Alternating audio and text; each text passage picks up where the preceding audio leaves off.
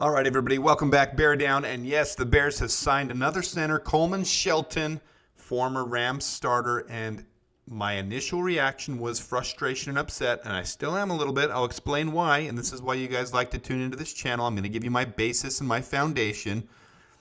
But I am a little frustrated because now this does mean, in my opinion, this is my opinion. I'm not an insider, guys, but I do have reasons for what I believe.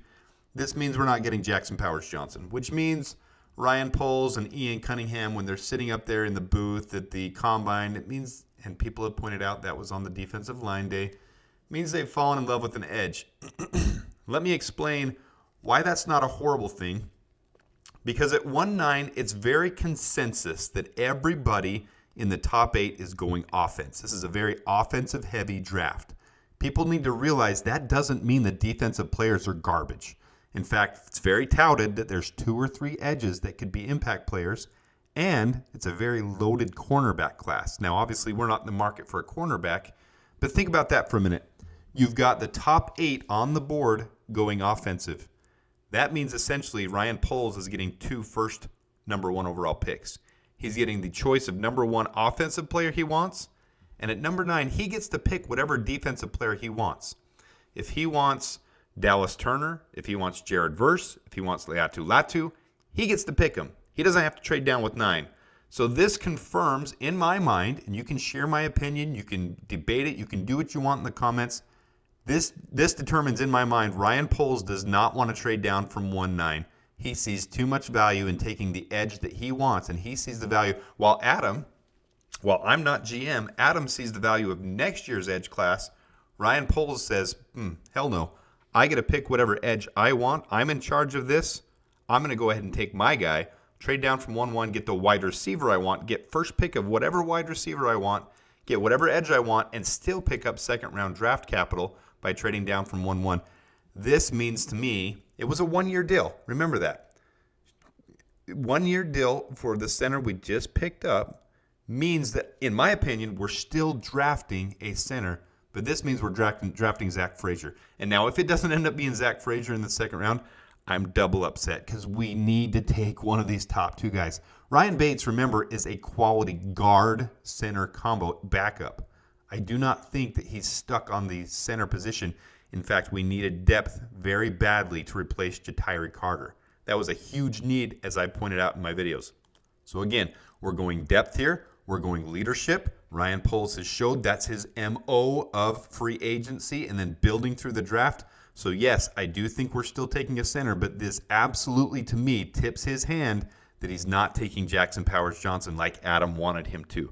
Upset, frustrated, yes. Initially on Twitter, I said I give it an initial D grade. I'll show you why. I don't give it a D now. I give it a C plus B minus. I didn't even put that on here. I usually put a grade up on here. Give it a C plus B minus. I'll show you why. Let's first show you the 2 guys I initially wanted when we started off season. Obviously, Lloyd Cushenberry has been signed elsewhere. This does mean to me we're not going for Connor Williams either. I do not believe that will happen anymore at this point. That's off the books. It's not an option. Here's the draft prospects in my order of ranking. You guys don't have to agree with this. In fact, most don't. Cedric Von Pran is higher for other people. I have Drake Nugent ahead of him. But I see Zach Frazier and Jackson Powers-Johnson being leagues ahead of the rest of them. I had Zach Frazier in my initial drafts back in December. And then as Jackson Powers-Johnson got deep dived into for me, I fell in love with him in January. I've been on the Jackson Powers-Johnson train that he's generational ever since then. But I am happy with Zach Frazier as long as he has the ability to develop, which he can do under Coleman Shelton. And obviously, this is still an upgrade. Lucas Patrick, Cody Whitehair, that was garbage. This is still patchwork to me, but this is patchwork with veteran leadership, but some clear and obvious flaws. And I'm going to show you why I was initially frustrated. His pass blocking of all of the centers was in the bottom percentile of all of them. Of the 36 centers, he was about 25th. Now, that's not exact. I'm going off memory here, but 48.9 is not good. It's really, really bad. Is that my recency bias? Maybe, because you see his run blocking is elite and his overall PFF grade is above average. 64.5 is above average, but barely. That would be a light green color on my chart. It's not a dark rig color. Run blocking is great, and that's good, but that pass blocking scares me. Now, the year before, 71.3 is really, really good. So maybe they see something in him that's easily fixable. It's a 1-year deal. We don't know the terms of it yet. I don't see it being super expensive. So if he's brought in for his leadership and to start the year with a rookie learning under him, with Zach Frazier learning under him, I'm a fan.